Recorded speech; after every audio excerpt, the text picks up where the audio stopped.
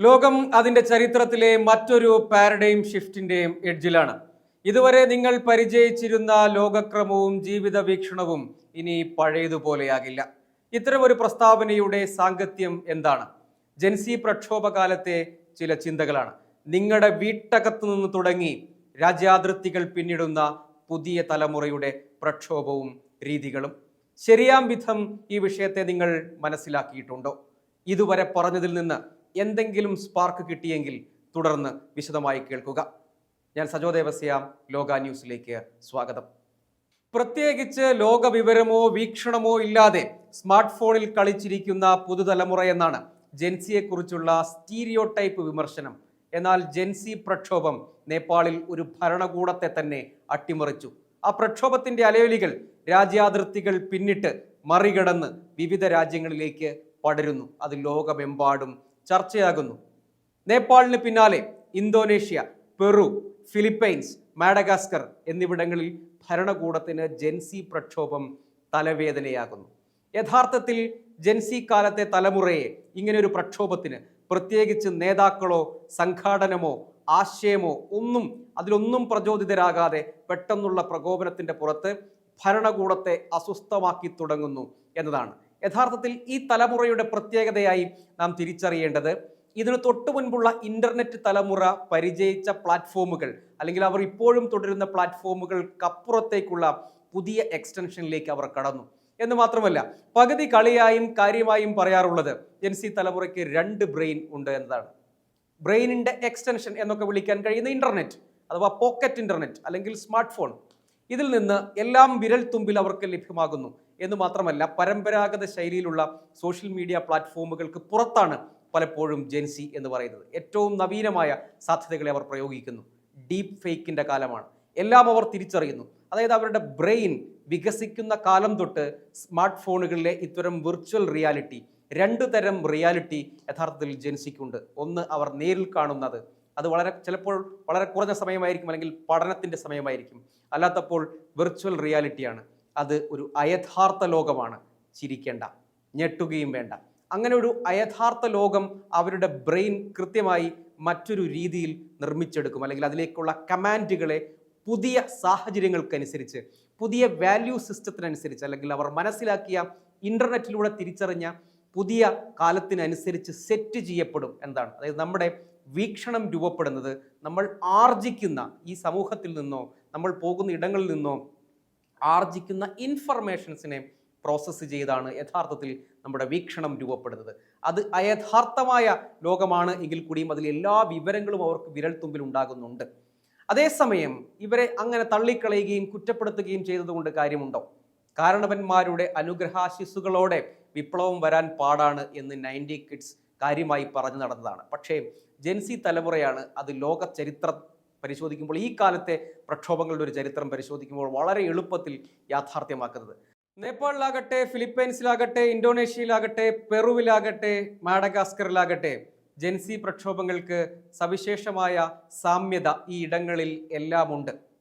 സാമ്പത്തിക അരക്ഷിതാവസ്ഥ, തൊഴിലില്ലായ്മ എന്ന് തുടങ്ങി സാമൂഹിക അനീതി, അഴിമതി, ഇത്തരം കാര്യങ്ങളാണ് പൊതുവായി ഈ പ്രക്ഷോഭത്തിന്റെ വേഗം വർദ്ധിപ്പിച്ചത്. പ്രത്യേകമായ സംഘടനാ രൂപങ്ങളൊന്നുമില്ലെങ്കിലും ഇന്റർനെറ്റിന്റെ വിപുലമായ സമൂഹ മാധ്യമ സാധ്യതകളിലൂടെ പ്രക്ഷോഭം കത്തിപ്പടർന്നു. പ്രക്ഷോഭത്തിനുള്ള ആഹ്വാനം വിവിധ സമൂഹ മാധ്യമ പ്ലാറ്റ്ഫോമുകളിലൂടെ നൽകുകയും അത് ക്രമേണ വലിയ മോബായി, ആൾക്കൂട്ടമായി രൂപപ്പെടുന്നു. അങ്ങനെ പ്രക്ഷോഭം വളരുന്നു എന്നതാണ്. ഏതെങ്കിലും ഒരു പ്രത്യേക നേതാവിൻ്റെ ആഹ്വാനപ്രകാരമല്ല തുടങ്ങാൻ ഒരു ചെറുകൂട്ടം, പിന്നീട് അത് കാട്ടുതീ പോലെ കത്തിപ്പടരുന്നു. ഈ ഇടങ്ങളിലെല്ലാം അഴിമതി ഒരു പ്രധാനപ്പെട്ട പ്രശ്നമാണ് എന്ന് കാണാം. 545 ബില്യൺ പെസോ പ്രളയ മുന്നൊരുക്കത്തിന് അല്ലെങ്കിൽ നിയന്ത്രണത്തിന്, മഴക്കാലപൂർവ്വ മുന്നൊരുക്കത്തിന് ഫിലിപ്പൈൻസിൽ പ്രസിഡന്റിന്റെ പേര് മാർക്കോസ് എന്നാണ് ചിലവഴിച്ചു. പക്ഷെ മഴ വന്നതോടെ പ്രളയം, വലിയ തോതിൽ പ്രളയ പ്രതിസന്ധികൾ അല്ലെങ്കിൽ വെള്ളക്കെട്ടിന്റെ പ്രതിസന്ധികൾ ആ രാജ്യത്ത് അതിരൂക്ഷമായ ആളുകളെ വലിയ ദുരിതത്തിലേക്ക് എടുത്തെറിഞ്ഞു. പിന്നാലെയാണ് അത് സംബന്ധിച്ചുള്ള വിവാദങ്ങൾ, ആരോപണങ്ങൾ, ജെൻസി പ്രക്ഷോഭത്തിന്റെ സാഹചര്യങ്ങൾ രൂപപ്പെടുന്നത്. അങ്ങനെ അന്വേഷിക്കുമ്പോഴാണ് 545 ബില്യൺ പെസോ എന്ന് പറയുന്നത് 9445 ബില്യൺ ഡോളറാണ്. ബില്യൺ ഡോളറിൽ പറയുമ്പോൾ നമുക്ക് എളുപ്പത്തിൽ അത് മനസ്സിലാക്കാൻ കഴിയും. അത്ര വലിയ അഴിമതി, ആ രാജ്യത്ത് സാധാരണഗതിയിൽ അതൊരു അവികസിതം എന്ന് വിളിക്കാൻ കഴിയുന്ന, അല്ലെങ്കിൽ വികസ്വരം, അല്ലെങ്കിൽ ഒരു പിന്നോക്കം എന്ന് വിളിക്കാൻ കഴിയുന്ന ഒരു രാജ്യത്താണ്. ഇതേ പ്രശ്നങ്ങൾ തന്നെയാണ് മറ്റെല്ലാ രാജ്യങ്ങളിലും. ഈ തൊഴിലില്ലായ്മ, ഇങ്ങനെ ഈ സാമ്പത്തിക അരക്ഷിതാവസ്ഥയും അഴിമതിയും അതുണ്ടാക്കുന്ന തൊഴിലില്ലായ്മയും സാമ്പത്തിക പ്രതിസന്ധിയും ഒക്കെ ഉണ്ടാക്കുന്ന നിരാശ ഇന്റർനെറ്റിൽ നിന്ന് വളരെ എളുപ്പത്തിൽ വളരെ ക്വിക്കായി ഇൻഫർമേഷൻ കിട്ടിക്കൊണ്ടിരിക്കുന്ന തലമുറയെ വളരെ പെട്ടെന്ന് പ്രകോപിതരാക്കുന്നു.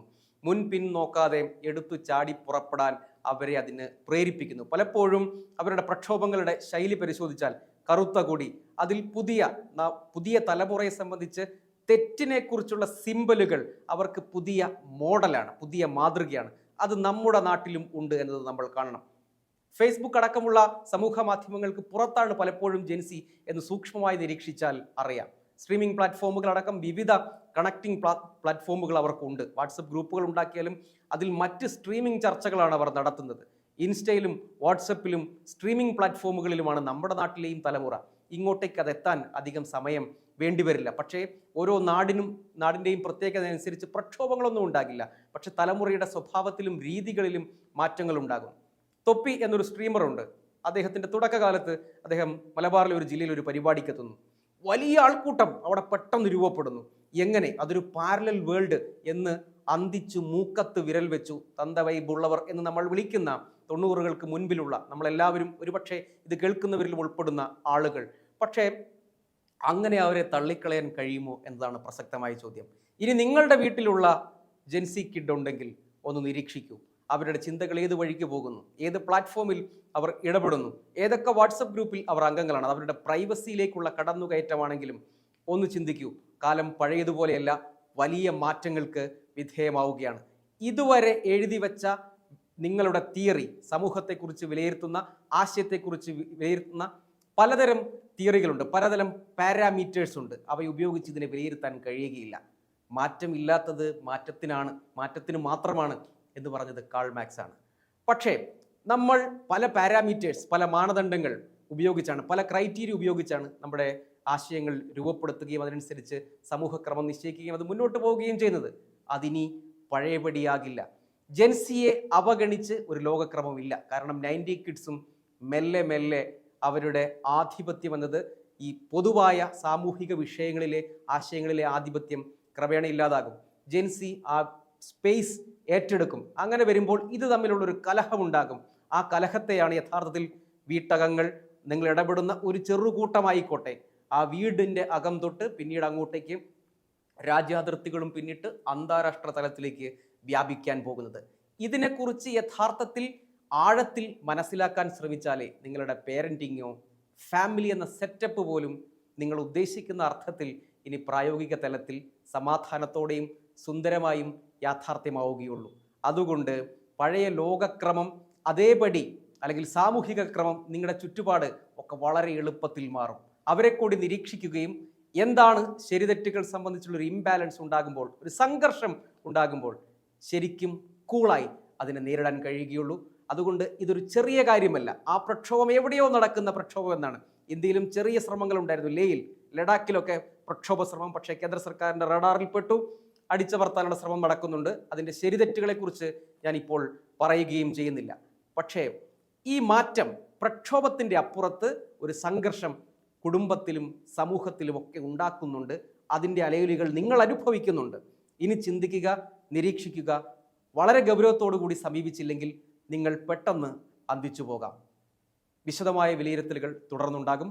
വീണ്ടും കാണാം.